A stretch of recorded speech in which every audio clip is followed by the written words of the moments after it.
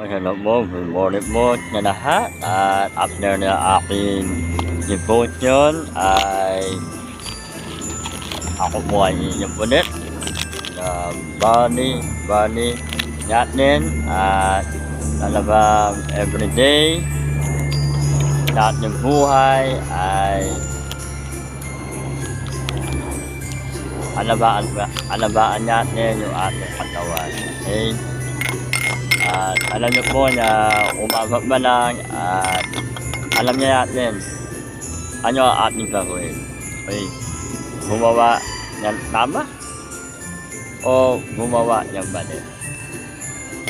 Okay, kaya ngayon po sa ating lahat ang ganap Panginoon ang babay pumili ng tama. Okay po, maraming salamat po at ingat po sa lahat. Dạ vâng.